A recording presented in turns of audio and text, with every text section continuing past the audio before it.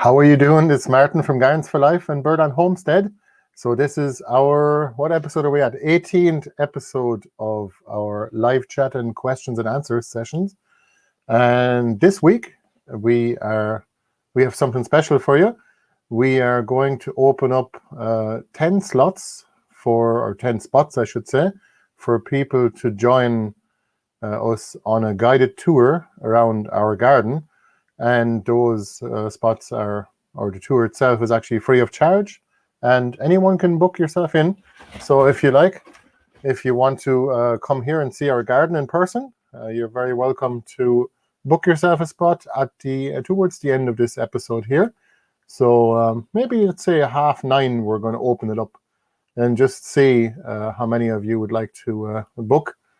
We did give the members a chance to book first. So if you are a member and you happen to be watching this, please do contact us by email, contact@gardensforlife.ie, and you will get priority on booking any of the workshops, but in particular, the guided tour.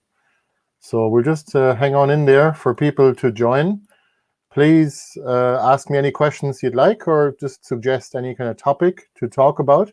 If there's anything in particular you'd like to talk to me about, or you'd like me to talk about, such as some of my subjects, I guess, of expertise. I wouldn't call myself an expert now on anything, but if you'd like to know more about no-dig gardening, forest gardening, lasagna gardening, which is in essence the same thing, homesteading, growing food, medicine, or herbal remedies, I should say,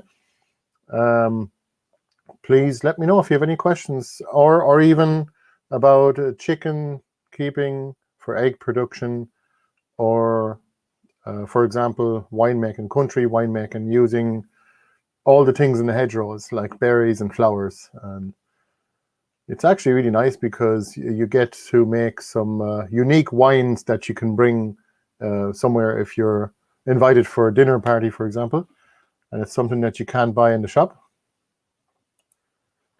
So let me see here. Hello, how are you doing? Thanks for joining again. This is your third time here, I believe. I don't remember if you were here before. Let me see here. Can you hear me okay? Is the sound good? I have a microphone right here. So today I actually have some pictures that I'm going to show you, and I'm going to comment on them. So I just did an old walk around our property here and gave you a little bit of a tour, but only in terms of pictures, and I'm going to narrate the pictures as well.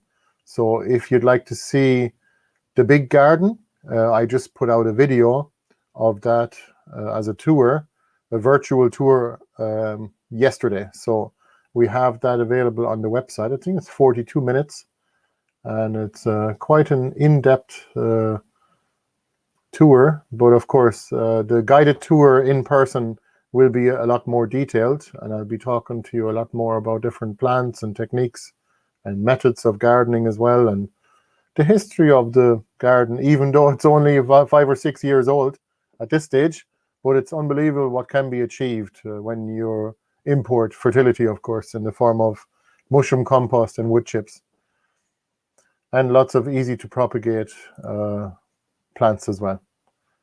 So most of our gardens, actually, for those of you who did see the tour that I put out yesterday, most of those gardens and most of those plants, actually, I grew them from seed and cuttings rather than buying those. I did buy a lot of them just to get started, but in general, I like to propagate plants that are easy to multiply.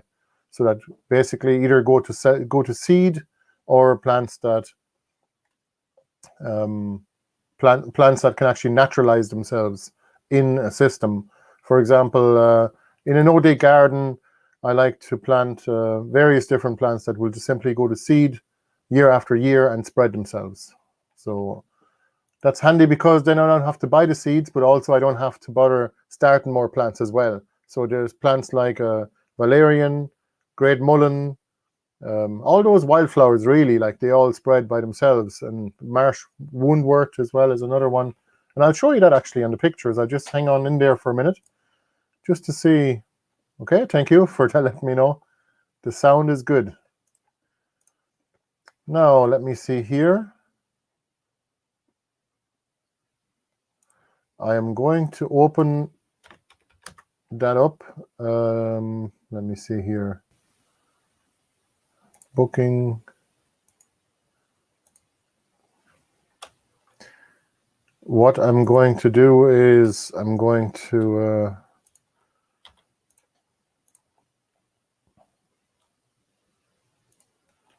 open up the bookings for the guided walk, the free guided walk, at 9:30 tonight. So we'll see if people sign up. And this is the page for it. So, all right, sure. Let me know if you guys have any questions. And what I might do is I might start off with the pictures. Okay. So this is actually just the moon, believe it or not. It's not the sun. It's actually the moon. This is actually south facing in the evening time, and the sun would be behind us there, actually, after it going down. And this is just a field across the road from us. And I wanted to throw in the picture because I thought it was interesting to see. That's actually the moon, believe it or not. It is. It looks like a sundown, but it's not, or sunset. Yeah, this week we've been busy actually renovating the house a little bit last weekend, and during the week I had been preoccupied doing a bit of work. Actually, we ripped up an old wooden floor in our house and put down insulation and concrete just to clean that up and to make it infinitely better, because the old wooden floor was a bit creaky. So we are going to reuse it as well for another purpose. So this is actually the studio that I'm in at the moment. So I'm actually sitting in there, and I just took a picture of it from the outside earlier. So you can see that's our house, and we have no chimney cap at the moment because the wind blew it off during the last storm. This is our driveway, and we keep having to cut that hedge back actually, because especially for bigger vehicles, when you get deliveries, they barely fit in here with a big tractor trailer or even a truck as well. And it does keep closing in. So that's our dogs. They do like to make funny faces. There'll be plenty more pictures of the dogs, I'd say. So I'm just going to run through these pictures and just show you some of our property here and what we're at. These pictures were all taken today, actually. Our young fella loves the dogs now. He used to be afraid of dogs, and he's not anymore now. Not since he got used to having them. And that's our little forest here. We have 1/5 of an acre of a forest here on our property, and it's right beside the house, so it blocks a lot of the wind as well from the east side. Those are just some pallets. It's an old laurel as well. So it's a nice place. Like, this is actually the studios behind here. And we're keeping all these trees mainly just to protect us from the wind. If you can block the wind, you're already saving a lot of heating cost as well. It's kind of like an overdraft, I guess. If you cut these down, if they don't grow back, it's basically just a one-time use. And after that, then you have more wind, so you're not better off. Our cat hotel.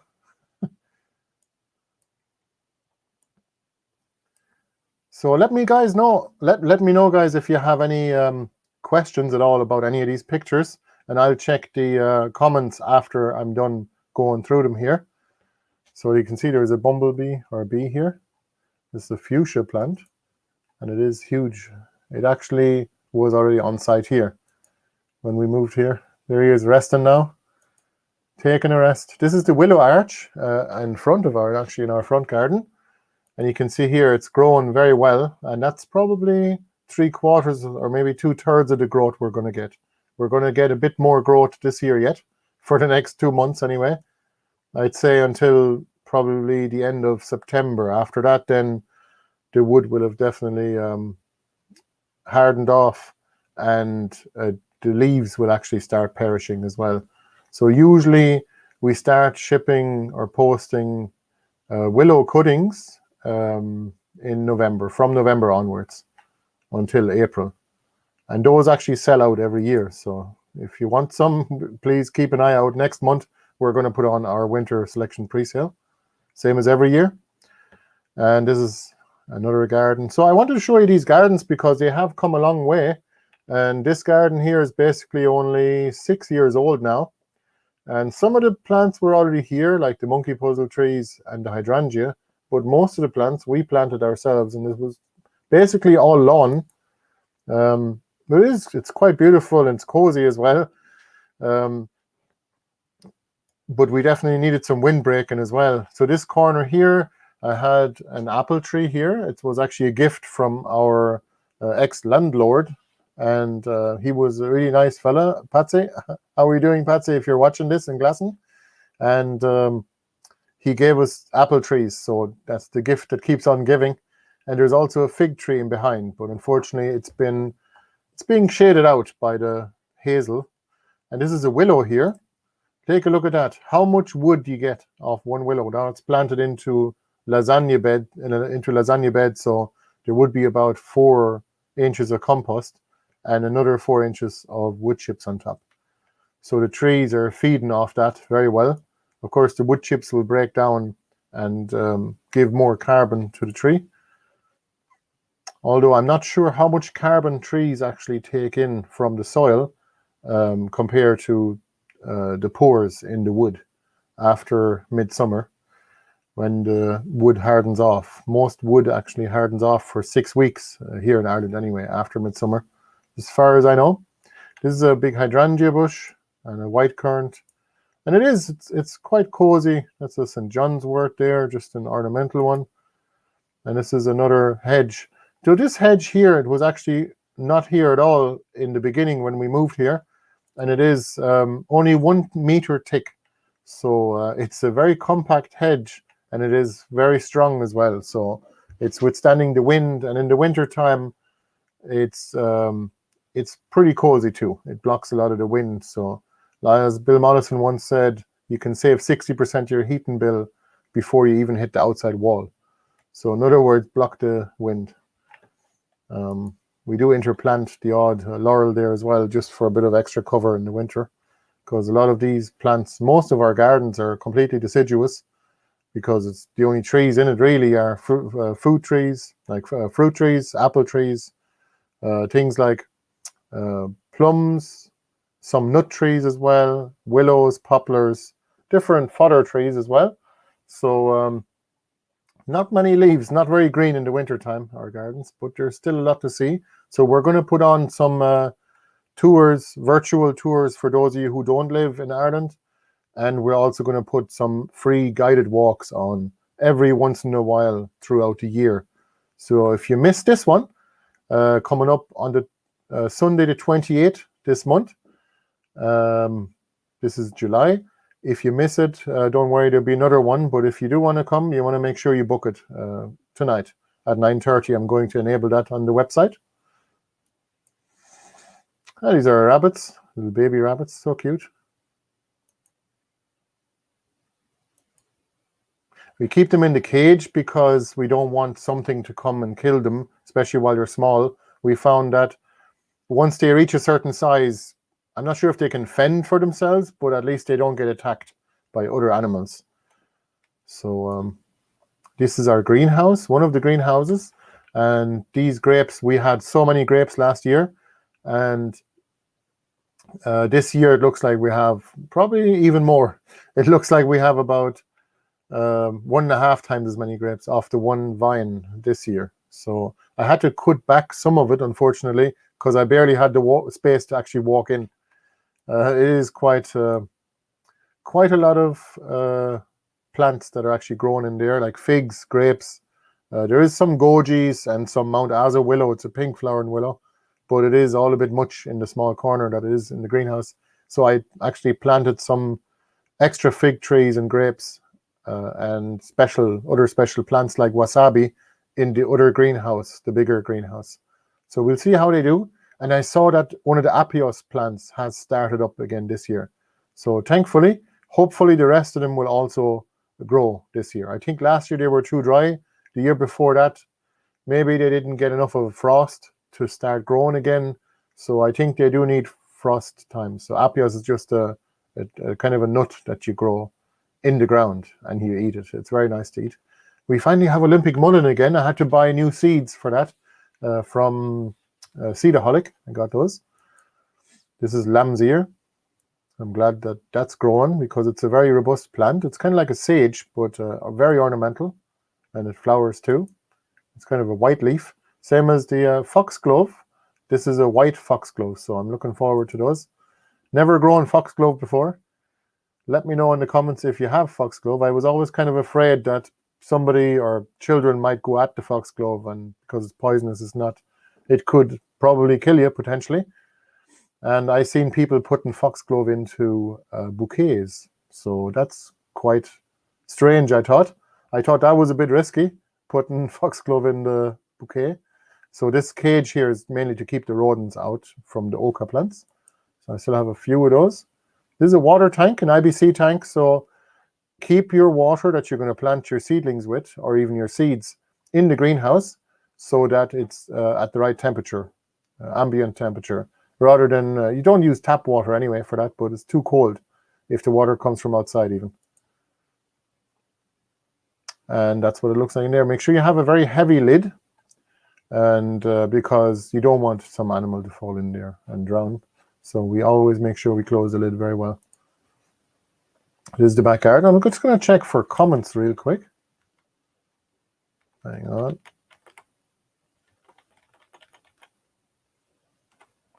Let me just see here. Give me a second. How are you doing, Bianca? Did you get the link? I emailed it to you.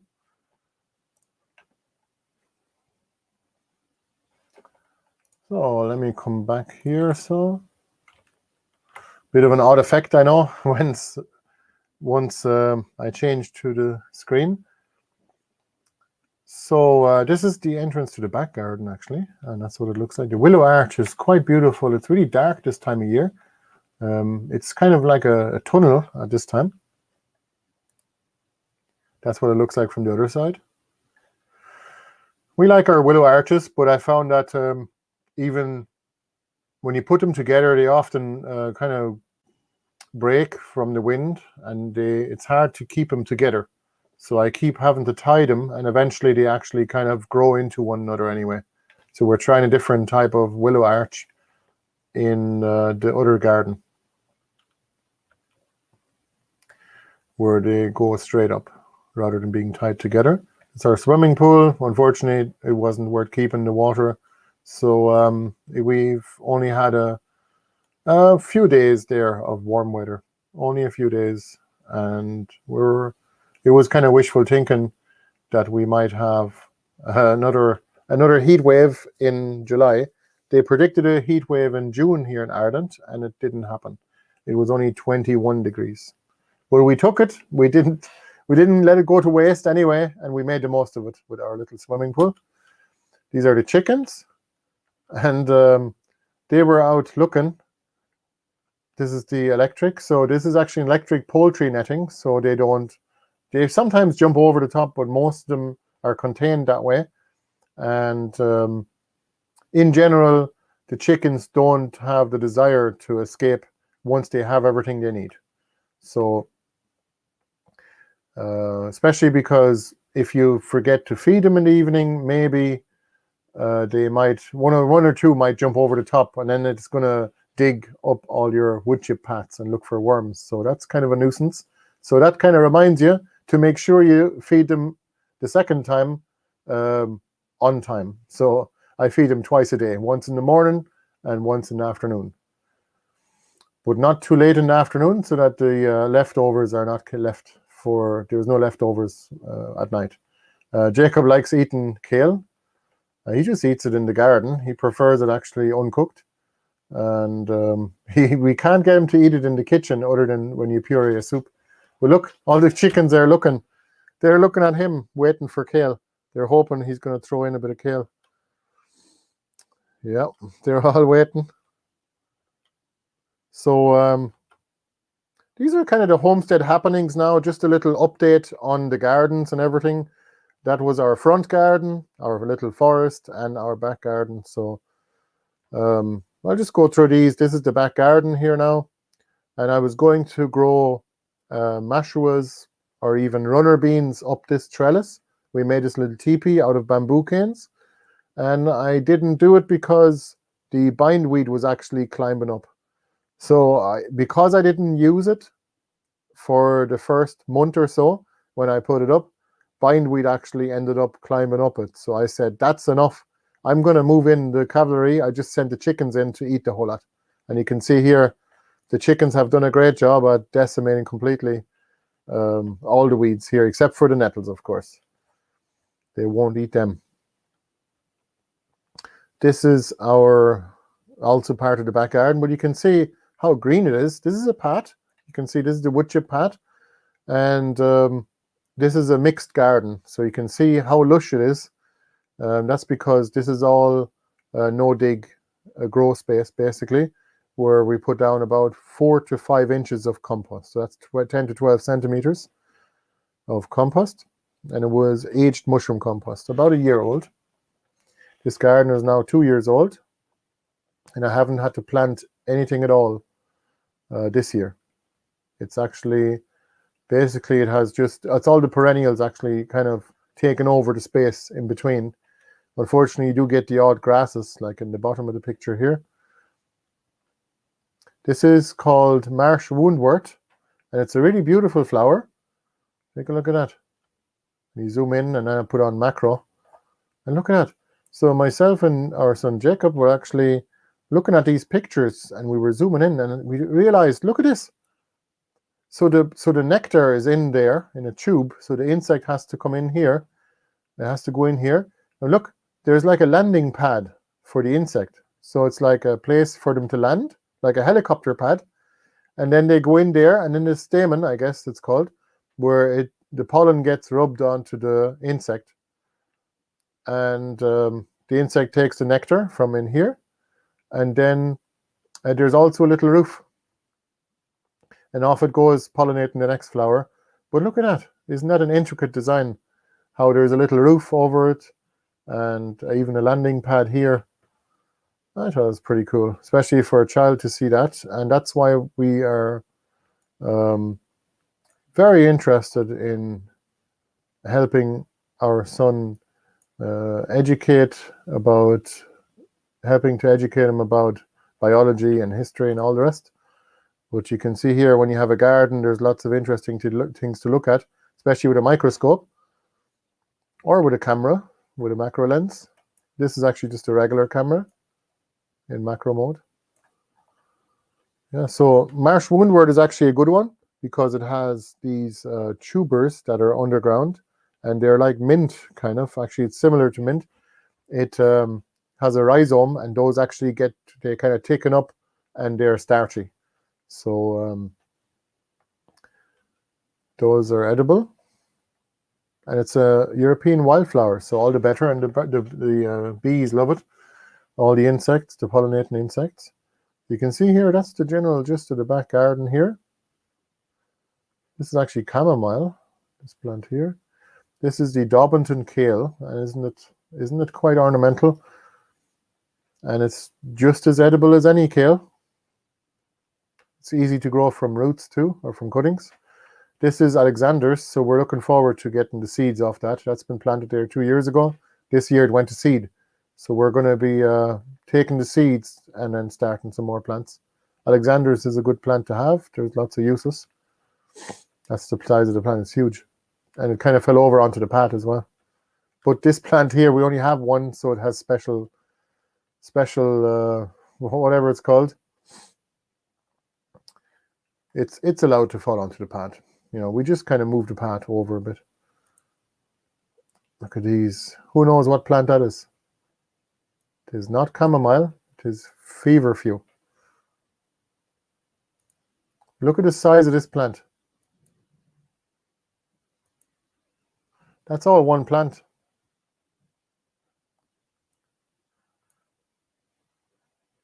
There's another one. That's smaller now. So this is more Daubenton kale. And you can see it is nice. So you can see here the very back end of the garden is actually quite a mess. So instead of putting up those weeds, it just takes too much time. I'm just going to cover those and probably going to tarp them, or maybe I'll use cardboard, but I have compost already down in this area. So there's already compost here. I just didn't want to bother having to pull them all up. Of course, it was all cleaned up before, but the hedge keeps pushing back. So you got to take control of the edge of your garden by putting down plastic. There may be better ways to do that. Maybe even if you have the space, you could run the chicken fence along the edge of the garden, and they'll take care of all the grasses that might come through, that might creep into your garden beds, because the grasses can almost smell the compost from a few feet away, and they will crawl towards the compost. This is quite a mess here. So you can see here how on the right hand side, that's all the plants that have kind of spread, the wild plants, and those over a period of 2 years and probably 2.5 years now, those plants have kind of taken over that very back end of the garden. But our plants are holding their own, the dahlias and the yarrow and the willows. So our dahlias are out actually. They're a little bit later this year. I think last year we already had dahlias in June actually, quite early in the year. This year everything seems to be very late. So let me know in the comments if you found the season to be late in other parts of the world, especially in Ireland. I'd like to know if it was just our garden or if other gardens are also a bit late in general. These are actually mixes of dahlias, and I did not have to cover those in the winter, and they were fine. They all made it through.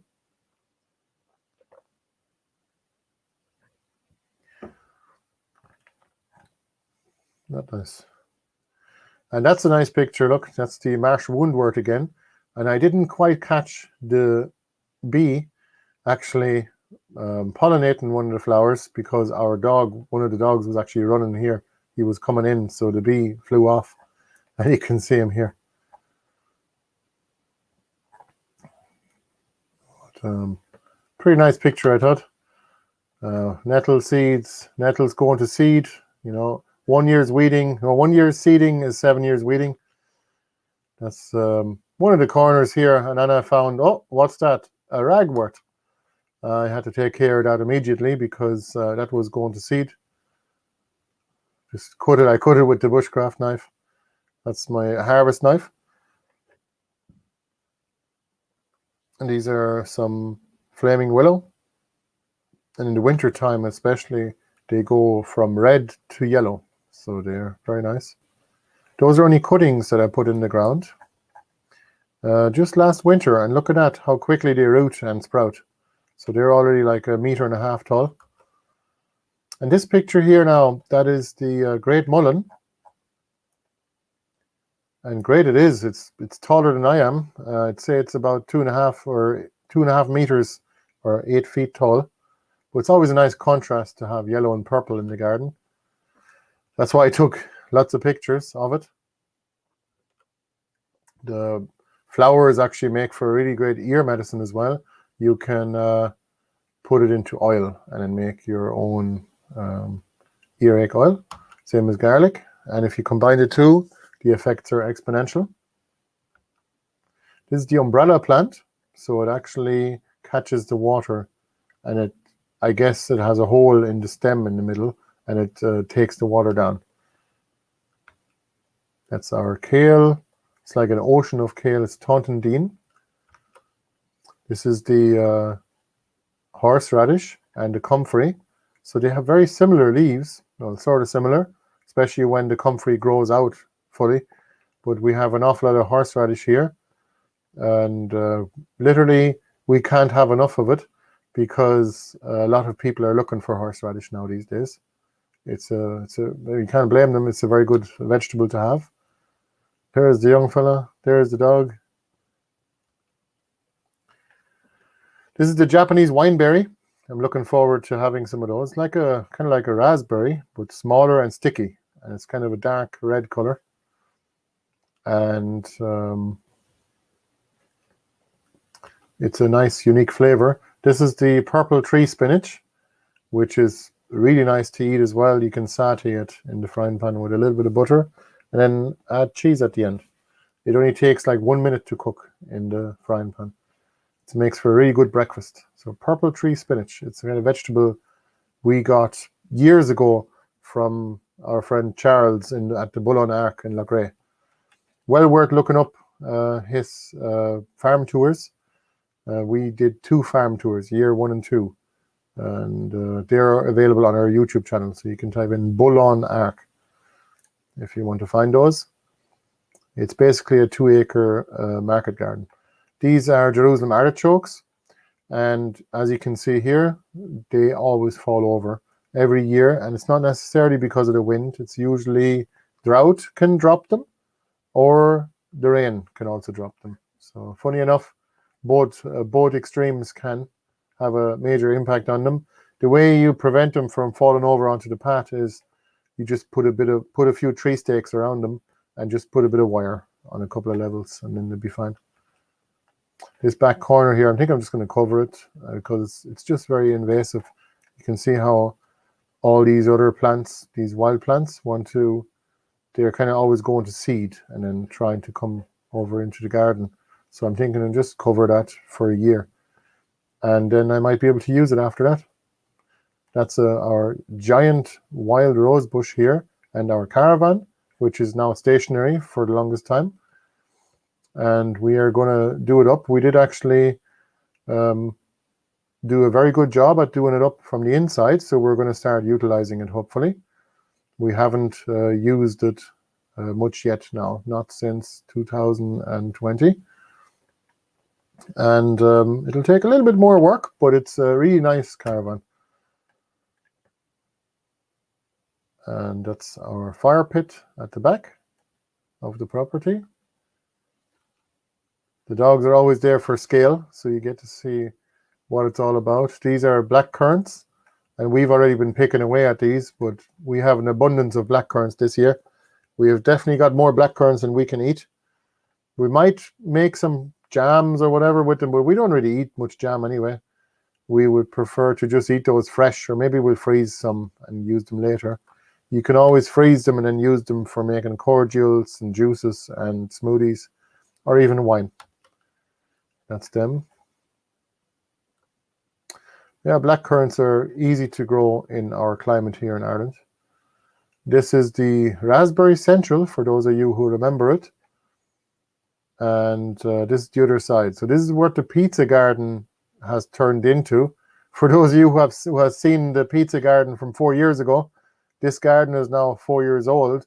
We used to grow mostly vegetables in it in the first year. In the second year, more and more perennials were introduced to the system. And you can see the birds also harvested some berries from the edges of the garden and planted some seeds in the vegetable garden.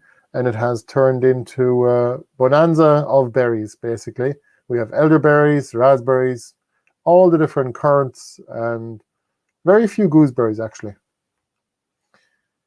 But it is extremely productive. You can see a great mullein here. There's a wild willow growing. This is another elder. This is fennel that was planted there on purpose, and it keeps going to seed. So we can keep harvesting leaves and seeds. And we can dry those seeds and grow more plants, or we can use them in our cooking as well, or in teas as well. So the leaves are really good for your digestive system, especially if it's upset. And it also self-seeds as well. So some years it does, and some years it doesn't. The seeds might actually sprout as they spread. It spreads slowly. It's kind of it's a patch of fennel. You can see the red Russian kale. We didn't grow those. Those volunteered, and the volunteers always end up being the biggest plants because they're grown in situ from the very beginning. You can see bindweed here. But look at the size of the leaves there. I've never had red Russian kale that was as successful. That's the dog. For scale again, those fennel plants are like, again, 2.5 meters or 8 feet tall. And then I said to him, give us a smile there. He's like, what? There you go. I know he doesn't do a smile on command, but it is funny what the things he does. Can anyone here tell me what that is called? I think it's called yellow strife or something like that. It's a really nice plant. I might actually get some seeds and grow some more of those. I think I got that at a plant swap, and it's a really nice plant to have. Although I haven't checked if the insects like it. I will take a look during a warm day. This is the marshmallows. It's a plant. It's very soft leaves. You can use it for a lot of things. And that's the back garden. So now you've seen the entire update. And if you're watching this after this live chat is over, you can also look at our tour of the other garden as well.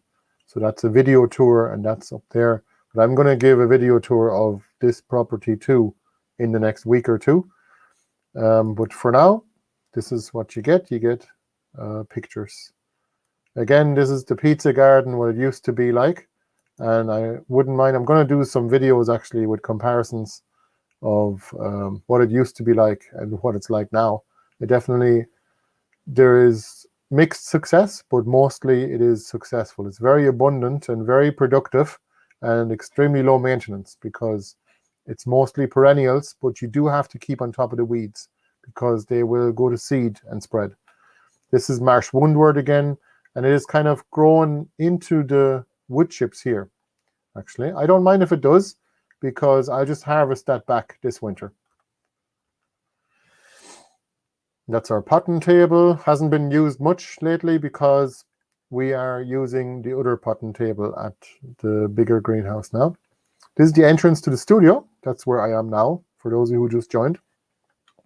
And I want to show you this. So I was actually standing here today, and I was thinking, geez, what's that buzzing noise? I could hear like zzz, loads of buzzing, and I could hear it. And then I looked up, and then sure enough, it was the lilac again.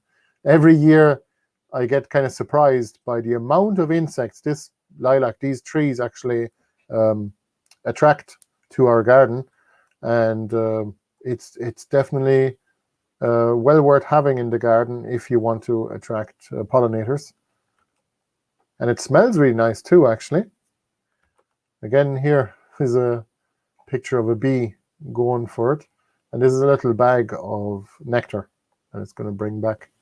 So I guess the bees actually use the straw to soak up the nectar and put it in the bag and bring it home. I guess they eat some of it too to keep going. But you can see here, there it is. There again, look. These are the flowers as well. They look a little bit like a trumpet flower, kind of a long flower, just to stop other insects from getting in at them, I guess. So flowers do specialize a lot, especially for insects with longer straws as well, just to have better chances of pollination. And that's the entrance, and that's where I am now. 1, 2, 3, and you're back in the room. There you go.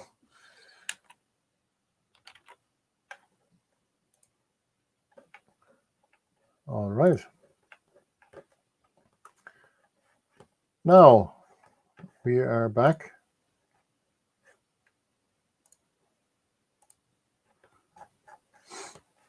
Now, give me a second. What I'll do is, I'll have a look through the comments here now, and I'm just going to open up the spots for here. I'll give you a link.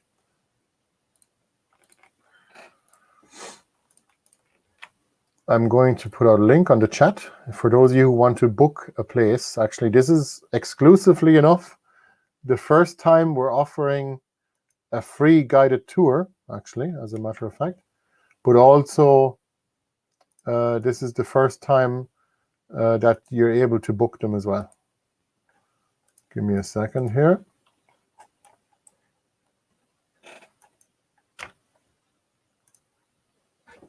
I'm looking around because the camera is right in front of my screen. And if I put it on top of the screen, you would see something like this. So it would be more like a webcam. So I'm actually using the DJI action camera as a webcam. So those are great when you plug them in with a USB.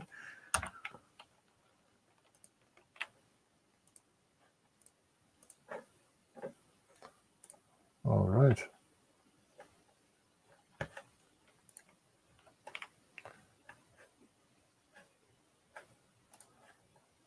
Now, for those of you on the audio only, I'm going to post up the link on our events page as well. So I'll post a direct link here now on the chat. If you want to have a look, you can have a look after the live talk is over, or now if you wish, and you can book your spot if you don't live too far. If you want to come to Roscommon, we live near Roscommon town in Ireland. I have to say what country we're in, because we have an international audience here, and there is apparently another Roscommon in US. So we don't want to get people turning up at some other place thinking they're going to find us, and they won't. So again, if you're watching this after the live chat is over, some of you might be watching this as video afterwards, or maybe even as audio. Just go to our events page. So it's just gardensforlife.ie/events. It's also available. The link is also available on our online shop as well. So you can take a look there. It's the first product there. The free guided tours are very well advertised and accessible. So you shouldn't have any problem finding them anyway. So again, please let me know if you have any questions. I'll have a look through the comments here now.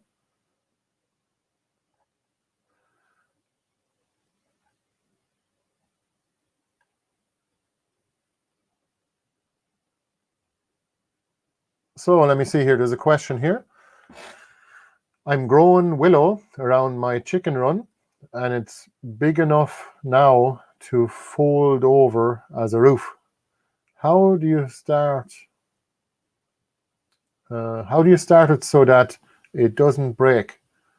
Do you weave it like a grid, or do you randomly cross branches? So I randomly cross branches on all of the willow arches that I do, and I simply tie them into one another. So you basically bring them across. If you're doing an arch now, like or even a tunnel, you can bring them across, then just kind of intertwine them like that, and then you just kind of do a knot on both ends if you can, and that usually will hold them for long enough until they actually harden. And you can do this any time of the year really, but you're better off to do it as late in the year as possible. The branches are more likely to break in the winter or in late autumn because they're gone woody. But the only trouble you have is that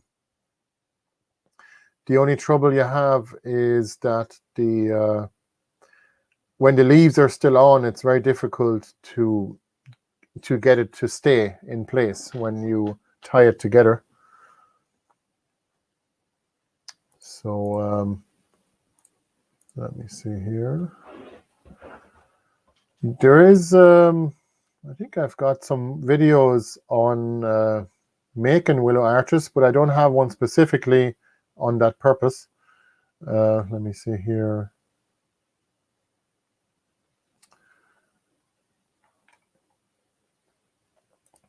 So I have a question here. Hi, Martin. Just wondering if you've tried blueberries and any tips. I have some in containers, but it looks like I'll need to net them. Well, if they are successful enough to grow berries, then that's the first half of what you need to do. The other half you need to do is keep the birds away, and that's not an easy task. I think there's different techniques you can use to get to share the harvest with the birds, because you can't really stop the birds completely. Maybe with mechanical means, but in general, I think, like say a net or even a fruit cage. But in general, I think probably the best way to approach it is to just plant more. Keep planting more, keep propagating your berries. Now with gooseberries and currants, it's easy enough to grow them from cuttings, but blueberries, I'm not sure. I haven't really propagated them successfully. I haven't really tried properly though either. Blueberries, I'm probably the last person to ask about growing blueberries, because they're the one plant I just can't get right. I've been planting, I bought like 5 varieties of blueberries, multiple bushes over the years, and I've planted them in multiple different locations with different microclimates as well, and they're just not very successful. Some of them are growing now and they're actually fruiting, so I'm happy about that. But I think black currants are pretty much all the currants, white currants, red currants, black currants, green gooseberries. They're all very successful. Although we've had most of our gooseberry patches actually get decimated. Is that the right word? Decimated? Eaten, completely destroyed. Eaten. All the leaves have been eaten by caterpillars, I believe. Maybe it was a leaf cutter ant or some kind of fly. I'm not sure. So let me see here.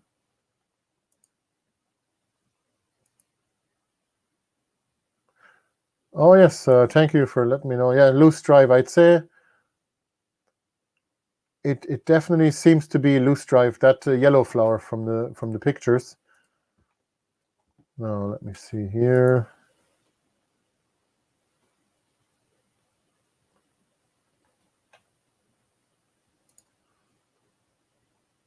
West Virginia Weed says, definitely use my pool water for irrigation. Bought the house, never been in the pool once. Well, in Ireland, we do have a little pool that we got on Amazon a couple of years ago, and it's great. Like it works fine, but it just doesn't get warm enough in Ireland. I think we're going to build a greenhouse over the pool. We're just going to build a greenhouse out the back and put the pool in it, and then it'll be definitely warm enough, I'd say, for 3 months of the year, because we probably get like 1 to 2 weeks of warm weather in the summer here. Like temperatures reliably enough in excess of 20 degrees Celsius.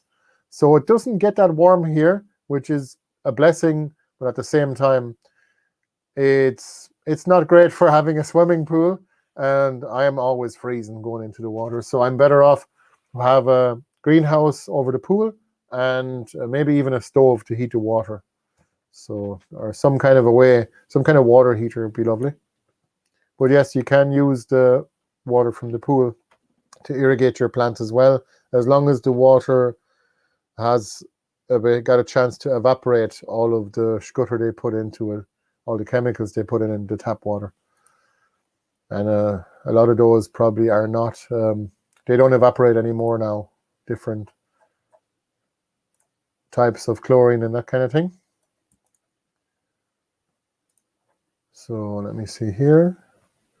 The question here, you prefer annuals or perennials to plant up your gardens? That's a good question. Well, it depends. The newer gardens that I set up are usually they're usually populated with annual vegetables, but also a lot of other plants that I'm just growing on. Rather than growing so many plants in pots, I simply grow them in the ground. I grow them on for half a year or one growing season, and I might move most of those or even harvest them in the winter time. And some of them I leave in the ground and let them grow again for another year, and they might end up growing so big that I just leave them in permanently, and that's how I end up with a forest garden. And basically I throw in a few fruit trees here and there, apple trees, plum trees, pear, maybe some wild cherries and crab apples and that type of thing. Basically it turns into a forest garden automatically after about 3 or 4 years. Usually in the first year it's mostly annuals, and then in the second year I keep planting more perennials, and the perennials kind of take over the space in between after 2 years or 3 years. So it's kind of like a miniature agroforestry model, kind of like Mark Shepard's 130 acres compressed onto an acre and a half or so. That's what I do. And kind of like using the pasture between the tree rows for annuals instead of grazing. So, all right, folks, last chance to ask questions. If you have any, please let me know. Please let me know in the comments if you believe the summer is coming yet. Will we get another summer for those of you who live in Ireland? That could be an interesting question, and it could be, it's definitely a question that nobody can really answer, not even the meteorologists, because nobody really knows. And if you are, let me know actually, if you're a member and if you want to enter, if you want to book a spot for our free garden walks, you get priority on the booking. And if you want to support us, you can go to our members page and become a member of the Gardens for Life support community. And so the membership is €5 per month or €50 per year, and you get a lot of advantages with that. So, and you'd support our projects and the content that we produce as well. And if you're on Patreon, you can also join us over there as well. There's the link for it. And please do feel free to take a look at our website as well if you're looking for plants. We have lots of those available, especially the alliums, all the garlic and onion, perennial onions like the Egyptian onion. Potato onion won't be available now. It's not ready yet. The Orphrey is a perennial leek, and we have elephant garlic and various different types ones. We also do plants, cuttings, vegetable starts, perennial vegetables, and all the rest. So take a look, and we highly appreciate your support.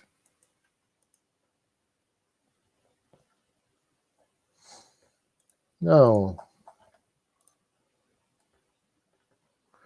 we have another question here. Would you have any recommendations on apple varieties that do best for you in the Irish climate? Good question, Colm. So I would suggest probably going for older varieties that are already approved, that have been proven to work here in Ireland. Definitely try Irish Seed Savers because most of their varieties are not commercial varieties, but they are mostly old varieties that we have basically been using in this country for over 100 years, a lot of them. We have one tree that's really good. That apple tree I was telling you about earlier in the pictures of the landlord that gave it to us as a present, a going away present. So our ex-landlord must have liked us as a tenant if he gives you an apple tree, or actually gave us 2 apple trees, and Fiesta is the name of the variety. Fiesta seems to be a very good variety.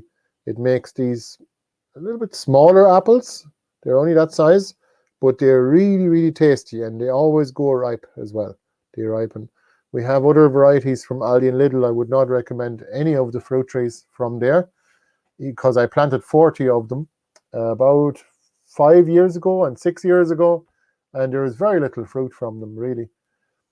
I mean, I would suggest that you, instead of spending €5 a tree or €6 a tree from Aldi and Lidl, go and spend €20 to €25 on a real tree, and you'll have a lot more joy. And by the way, Colm, if you are getting apple trees and you want them to fruit faster, you get some dwarf trees. But I wouldn't generally recommend dwarf. But I believe you probably may not have the space. Anyone that doesn't have the space in their garden, you're better off with a few dwarf trees instead of one big tree. So you can also get semi-vigorous. That's the one we like because it just takes a little longer to go to fruit. So a dwarf tree is, generally speaking, about probably 2 years to go to fruit after planting. That's a 2-year-old tree already. And the bigger trees like the M106, I think it is, And M26, they're the vigorous and semi-vigorous, for example, they are they'll take about 5 years to fruit, at least from the beginning. So there's an extra year or two.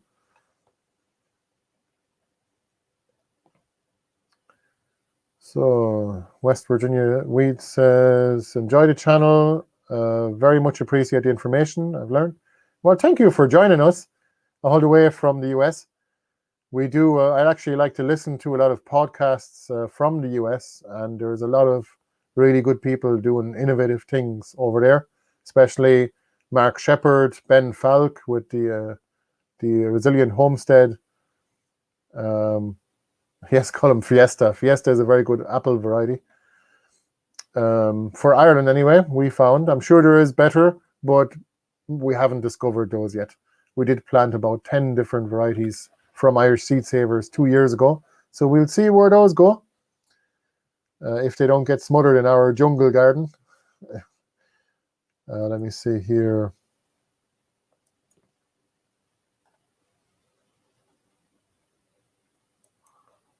All right, folks, thank you for joining, and we will see you the next time. Again, please go to our website if you'd like to book the free garden tour, guided tour, on the 28th. So if you guys have just joined now, we are doing some free guided tours. There's also a virtual tour, a video tour available on our website. That's the latest video on the YouTube channel and on the Odyssey channel. We're also on Facebook, for those of you who are still over there. And we have various different channels as well. We have a homesteading channel also. It's the Birdland Homesteading channel, or Birdland Homestead. All right. Thank you guys for joining, and we'll see you the next time. Bye-bye.